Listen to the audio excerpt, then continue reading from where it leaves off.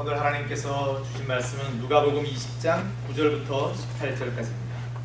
누가복음 20장 9절부터 18절까지 제가 읽은 성경으로는 신약 130면 그리고 131면에 있습니다.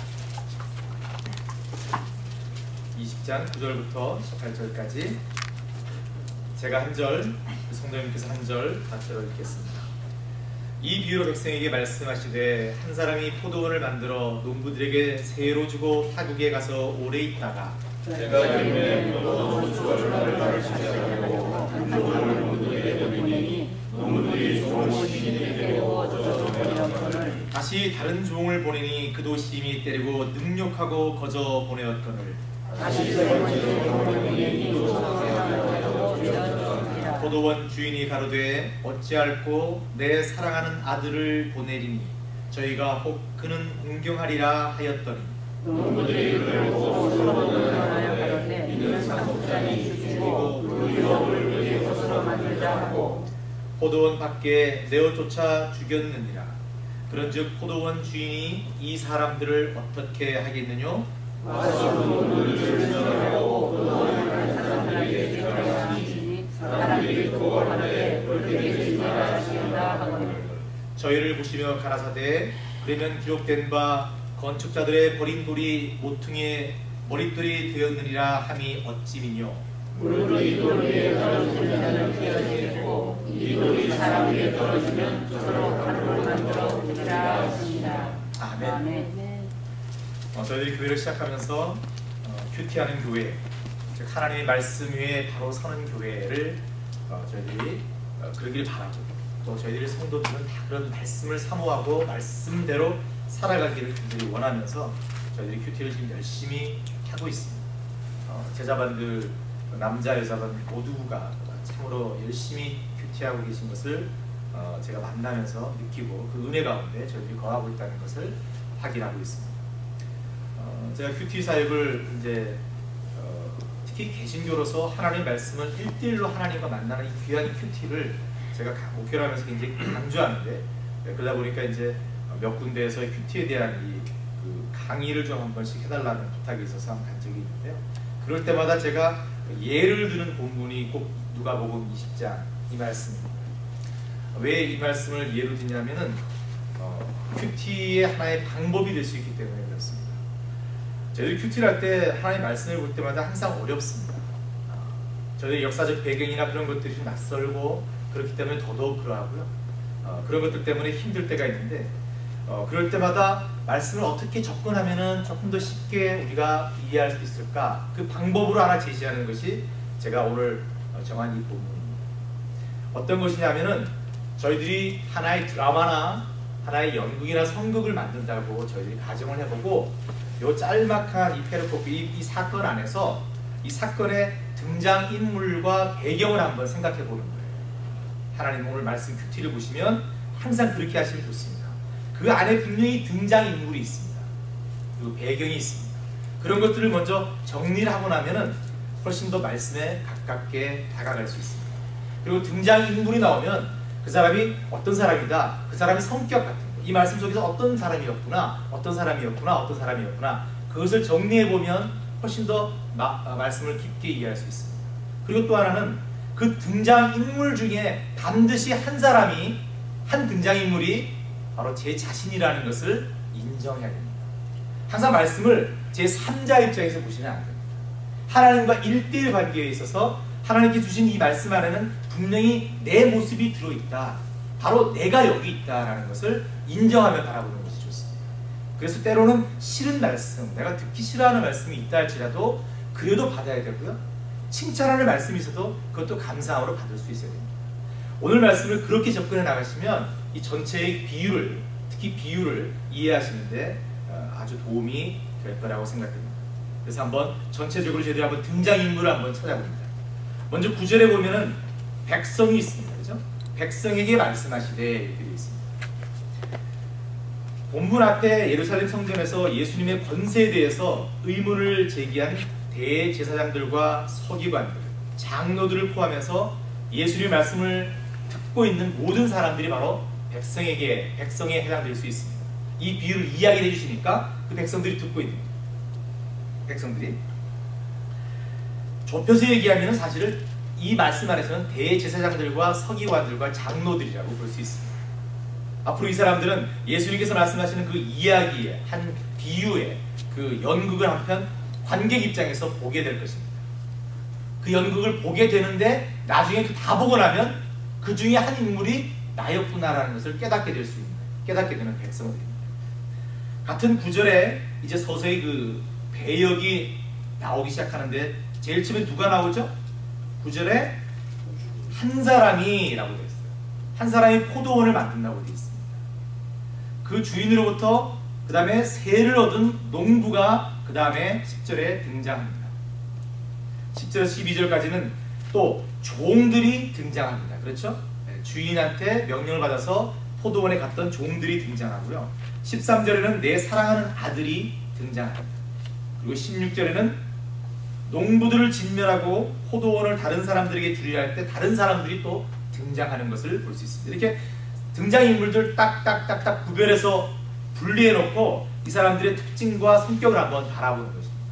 그러면 말씀이 훨씬 쉬울 수 있다는 거죠.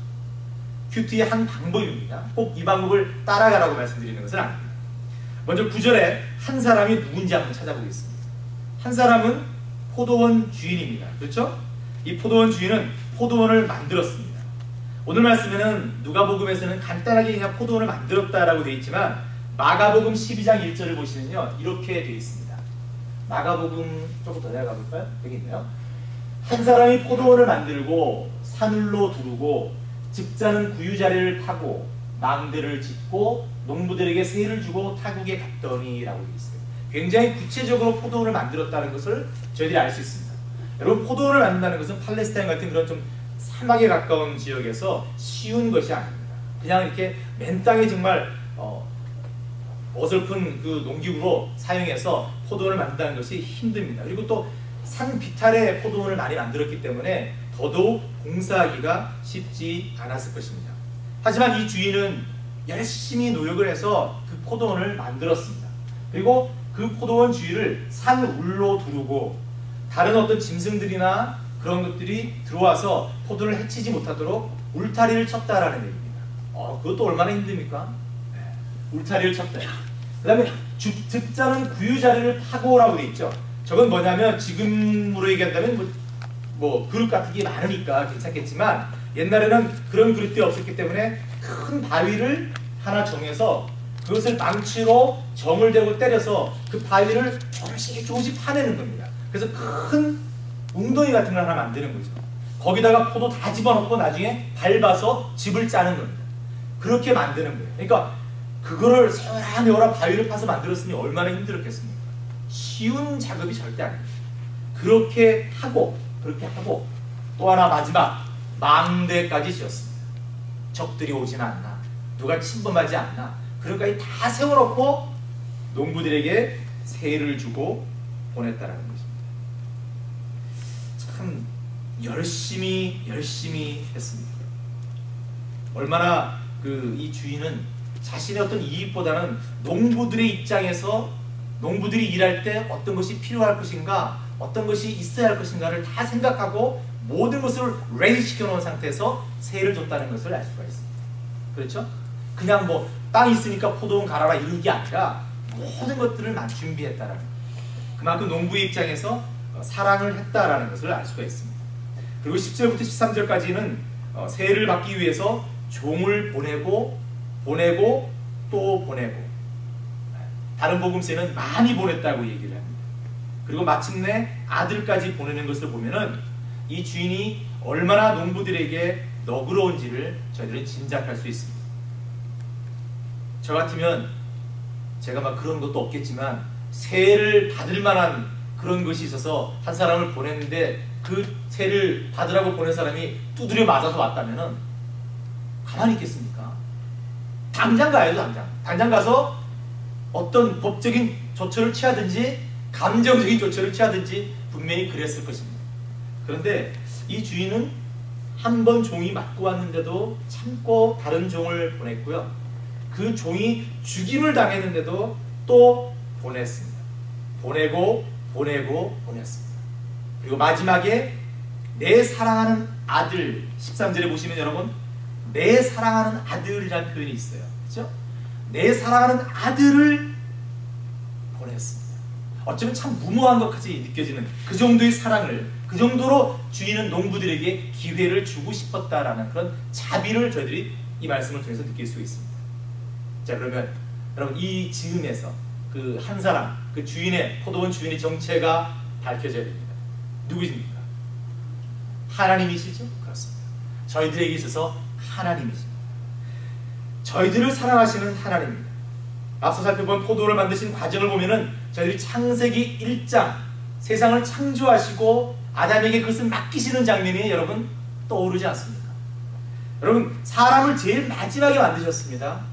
모든 것들을 창조하시고 레디된 상황에서 사람만 딱 만드셨습니다. 사람은 더 이상 할 것이 없었습니다. 그냥 하나님 말씀만 쫓아가면 평안하고 안락하고 하나님과 교감을 하면서 살아갈 수 있는 그런 여건이었습니다. 그런데 아담은 그렇게 하지 못했죠. 창세기 1장 28절에 30절 보시면은 하나님께서 아담에게 복을 주시면서 번성하여 충만하라고 말씀하셨습니다. 이 세상을 아담에게 맡긴 장면과 농부들에게 세를 주고 간 장면이 겹쳐지는 것입니다. 그 다음에 종을 여러 번 보내시는 장면, 어떤 걸 생각하셨을까요? 종이라면 구약의 여러 선지자들을 저희들이 떠올릴 수 있습니다. 여러 선지자들 중에서 편하게 잘 먹고 잘 살았다라는 종들이 어디 있습니까? 다 핍박받고 눈물을 흘리고 정말 두드려 맞고 죽임을 당하는 그런 종들이 얼마나 많았습니까? 그런데도 하나님께서 참으로 오래오래 참으시고 악한 농부들이 진정으로 회개하기를 기다리고 기다리셨습니다. 이렇게 본다면 확실하게 포도원 주인은 바로 하나님을 상징하는 것입니다. 포도원 주인은 저희들에게 한없는 은혜를 지금도 내리고 계시는 바로 그 하나님이십니다. 이 말씀에 등장하는 두 번째 배역은 종입니다. 종들은 주인의 말씀을 쫓아서 타국에서 먼 길을 마다하고 농부들을 찾아갔습니다. 아주 정중하게 농부들에게 쇠를 받으러 왔다라고 했을 겁니다. 자, 여러분 10절을 보십시오. 때가 이름에 포도원 소출을 얼마를 바치게 하려고 라고 되어 있습니다. 포도원 소출 전체가 아닙니다, 여러분. 포도원 소출 얼마를 받게 하려고 이렇게 지금 써놨어요. 그걸 위해서 종들이 갔습니다. 그런데 그 주인의 말을 전했던 그 종은 실컷 두드려 맞고 쫓겨왔습니다. 근데 처음 갔었던 종은 영문도 모르고 갔으니까 그렇다 칠 수 있어요. 그런데 두 번째부터 가는 종들에게는 이 문제가 굉장히 심각한 문제예요. 그렇지 않습니까? 첫 번째 간 종이 그렇게 두드려 맞고 왔다면 두 번째 간 종도 그럴 가능성이 매우 높습니다. 근데 두 번째 종도 순종하며 갔습니다. 그리고 죽임을 당했습니다. 그리고 세 번째, 네 번째 다른 복음서에는 많은 종들이 갔는데 그 종들 다 죽었습니다. 그런데도 불구하고 그 종들이 주인의 명을 따라서 그 길을 갔다는, 여러분 이것이 귀한 것입니다. 구약의 선지자들이 여기에 종이라면 지금은 누구겠습니까? 지금은 저희들이 그런 사명, 오늘 저희 찬양을 하지 않았습니까? 가서 제자 삼으라. 우리들에게 달려있다라는 그런 사명이 있지 않습니까? 저희들도 마찬가지입니다. 하나님께서 저희들을 보내십니다. 예수님께서 저희들을 파송하셨습니다. 너희와 항상 함께 있으리라는 그 말 한마디만 딱 주시고, 전대나 뭐 그런 것들은 걱정하지 말고 내가 너와 함께 있다, 그거 하나 주시면서 가라고 하셨어요. 그렇다면 저희들도 이 종들을 생각하면서 이런 정말 아픈 고난과 죽음이 있다 할지라도 그 길을 주인의 명령에 순복한 그 종들을 생각하면서 저희들 오늘 하루하루의 그 소명의 자리를 지날 수 있어야 한다는 것입니다. 오늘 제가 그 노예를 갔다 왔는데 그 노예에서 저희들이 교회에서 계속 개척교회를 하시는 분이 계세요. 저보다 앞서서 너무 훌륭하신 목사님인데 아틀란타에서 참 힘들게 개척교회를 하세요. 이번에도 이제 제일 반갑게 맞이해 주시고, 또 저도 개척교회 시작했다니까 이제 개척교회 목사들 둘이 앉아서 개척교회 얘기를 하는 거죠, 그죠? 항상 우리 동병상련이라고 뭔가 나눌 게 맞아 그랬어 둘 다 똑같은 얘기가 많은 거예요, 그죠? 근데 얘기를 하다가 이제 서로가 안 묻는 게 있어요. 뭘 안 묻는지 아세요? 몇 년이냐. 안 묻습니다. 물으면 안 됩니다. 그래서 저도 안 물었습니다. 그분 개척교회 하신 지가 거의 1년이 다 돼가요. 근데 참 힘든 지역이에요. 그러니까 그 기아 자동차가 있는 그 지역인데 이미 교회들이 한 3개 정도가 들어서서 그 교회들이 부흥 성장한 다음 그 다음에 아주 후발대로 들어가 있기 때문에 굉장히 힘들어요. 생활도 힘드시고. 그런데 그분이 눈물을 흘리면서 저한테 얘기하시는 거예요. 목사님, 제가 6개월 이제 진짜 본격적으로 시작하신 지가 6개월 됐어요. 6개월 됐는데 지금 새 가정이라는 겁니다. 새 가정. 새 가정을 두고 말씀을 막 전하시는 거예요. 새벽 기도도 하시고 이렇게 저희하고 지금 예배의 순서가 예배가 거의 똑같더라고요. 그래 우리 개척교회 그 정도면 돼. 그러면서 서로 위안하다가 그분이 우시면서 그러시는 거예요. 내가 그분 잘 나가던 목사님이시거든요. 저하고 또래가 비슷한데 뉴질랜드에서도 큰 교회 하셨고 여기 오셔서도 큰 교회 하셨던 분인데 어떻게 또 이제 그런 또 하나님께 더 낮추시기 위해서 또 그렇게 가신 거예요. 근데 그러면서 새 가정을 앞에 두고 말씀을 선포할 때 너무너무 마음이 아팠고 때로는 하나님께 기도하면서 하나님 이게 뭡니까? 제가 지난 전도사까지 합하면 30년을 지금 목회를 하고 있는데 30년 목회할 동안 한 번도 이런 적이 없었는데 왜 지금 와서 지금 제가 50 넘어서 왜 지금 이런 힘듦을 겪어야 합니까? 새 가정 앞에 두고 말씀 전한다는 게 너무 힘듭니다. 그래서 막 기도를 했대요. 그 얘기하면서 계속 우시는 거예요. 근데 목사님 그때 하나님께서 뭐라고 하신지 아세요? 뭐라고 하셨습니까? 네가 한 명 앞에서도 복음을 선포하고 있는 그 자리가 귀하다. 그러셨다. 그래서 지금 나는 할 말이 없는 사람입니다. 너무 선명하게 그 말을 들었어요. 제가 더 이상 개척교회 얘기 안 했잖아요. 그분하고 그냥 저희 다른 얘기만 하다가 서로 복음하고 헤어졌는데 종들은 여러분 종들에게 요구되는 것은요 종들이 뭐 예뻐지고 화려해지고 뭐 잘 먹고 잘 살고 그게 아닙니다. 저희도 다 종들입니다. 그렇죠? 종들은 하나님께서 맡겨주신 그 자리면 족한 거예요. 하나님께서 그 자리에 함께 하신다. 예수님께서 함께 하신다는 그것만이면 족한 거예요. 그게 참 안 되는 거예요. 그죠? 자꾸 사람들과 비교하게 되고 자꾸 옆 교회를 바라보게 되고 옆 사람들을 바라보게 되고 그렇게 되는 거예요.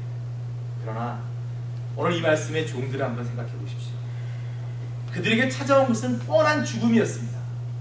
그런데도 그 길을 갔었다는 거죠. 저희들은 이 종들의 순종과 충성을 배울 수 있어야 됩니다. 오늘 본문에서 또 하나의 중요한 배역은 그의 사랑하는 아들입니다. 제가 설명 안 드려도 되죠? 그의 사랑하는 아들, 내 사랑하는 아들이 누굽니까? 우리 예수 그리스도이십니다. 아들, 어쩌면 이 아들은 아버지와 함께 포도원을 만들 때 함께 그 포도원을 일구었고 일했던 사람이었을 거죠. 그런데 그 종들을 보낼 때마다 죽임을 당하고 왔는데 마지막에 아버지께서 나보고 가라시는 거예요. 마지막으로 자기를 택해 농부들을 찾아가라는 거예요. 요즘 아이들 같았으면 가겠습니까? 저부터도 못 갈 겁니다. 그죠? 뻔하지 않습니까? 그러면 아버지 제가 갈 때 제 뒤에 뭐 군대들이나 뭐 조폭들 좀 몇 명 데리고 가겠어요?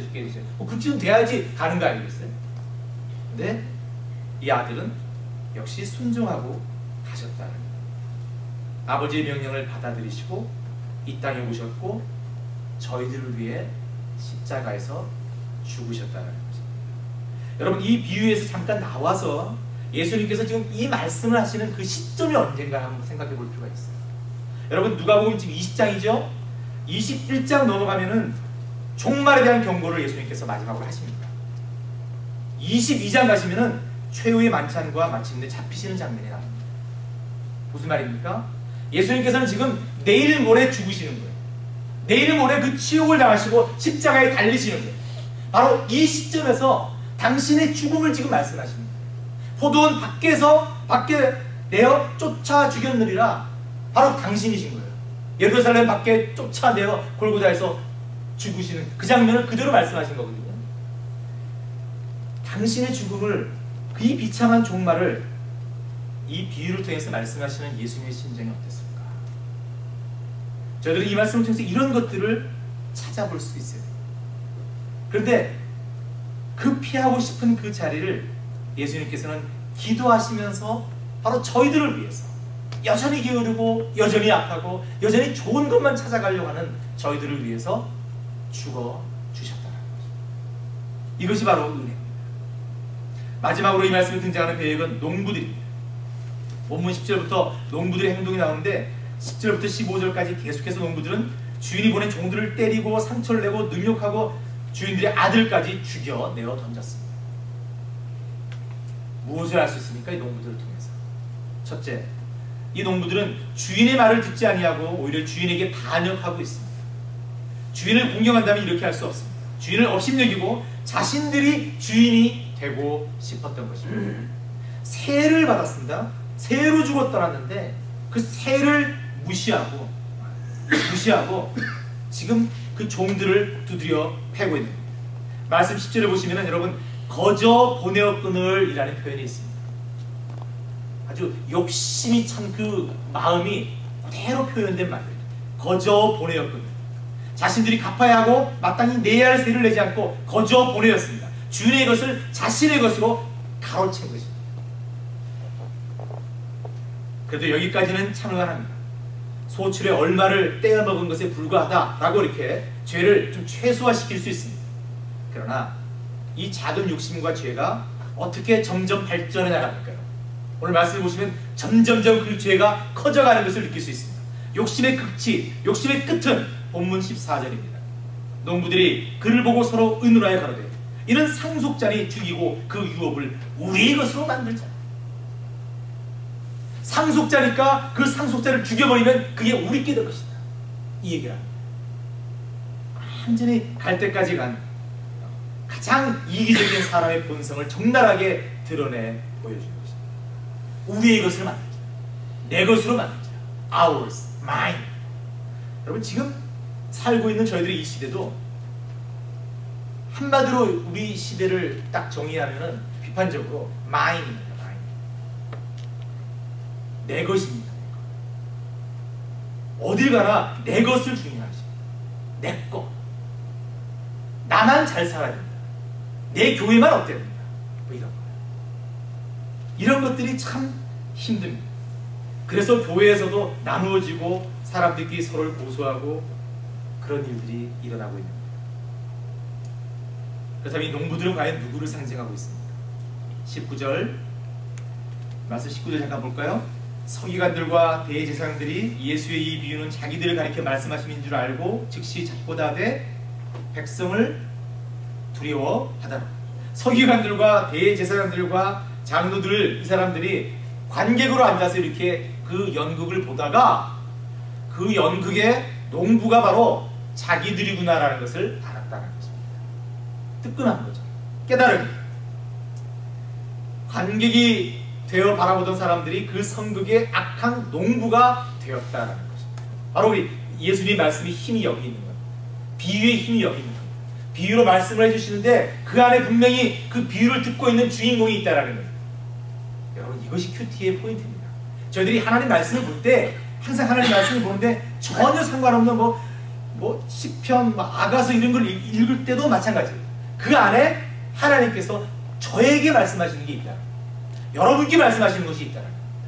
그것을 찾아가는 것이 큐티의 포인트입니다. 그것이 하나님 말 음성을 듣는 길입니다. 저희들에게 성경이 있다는 것이 얼마나 감사한지 모릅니다. 저희들은 정말 저희들이 순결한 마음만 갖고 하나님을 믿는 믿음만 있으면 늘 하나님의 말씀을 들을 수 있습니다. 저희들이 의지만 있으면 성령 하나님께서 저희들을 도와주셔서 그 말씀대로 살아갈 수 있습니다. 얼마나 감사합니다. 저희들은 어쩌면 특권을 누리고 있는지도 모릅니다. 하나님 앞에서 하나님의 말씀을 듣지 않고 끝까지 욕심을 부리고 죄를 짓고 살아간다면 그 끝은 뻔합니다. 바로 본문 16절입니다. 와서 그 농부들을 진멸하고 포도원을 다른 사람들에게 주리라 하시니 사람들이 듣고 이르되 그렇게 되지 말지어다 하거늘 하나님의 심판을 피할 수 없다라는 것입니다. 16절 이 말씀을 제가 이제 막 이렇게 말씀을 드리면 많은 분들이 혹시 목사님 16절에 있는 거 다른 사람들이 저희들 아닌가요? 이렇게 이제 물어보시는 분들이 계십니다. 그렇죠? 다른 사람들 좋잖아요. 가만히 앉아 있다가 포도원 다 있는데 다양 주인이잖아요. 얼마나 좋아요. 저희들이 말씀 읽을 때 이런 허점을 저희들이 조심해야 된다는 겁니다. 말씀 읽을 때 잘 읽어 내려가다가 16절 그 농부들 다 진멸하고 하나님께서 다른 사람들에게 포도원을 탁 주신 거예요. 와우, 됐지. 이게 나야. 하나님 복 주시옵소서. 이거 아니라는 겁니다. 여러분, 이 다른 사람은 물론 그 당시로 본다면 대제사장들과 서기관들 말고요, 이방인들이 바로 다른 사람들. 그렇죠? 유대인들 말고요, 다른 사람들이 하면 이방인들. 그러나 저희들 같은 사람들. 지금 저희들이 그걸 누리고 있지 않습니까? 그런데 오늘 이 악한 농부에 나오는, 악한 농부의 비유에 나오는 약한 농부들이 여러분 생각해 보십시오. 악한 농부들은 하나님이 누군지 너무너무 잘 알았습니다. 저희들과 마찬가지입니다. 하나님이 저희들 누군지 너무너무 잘 압니다. 그런데 거역합니다. 그런데 배신하는 거예요. 그런 의미에서 저희들은 다른 사람이 될 수가 없습니다.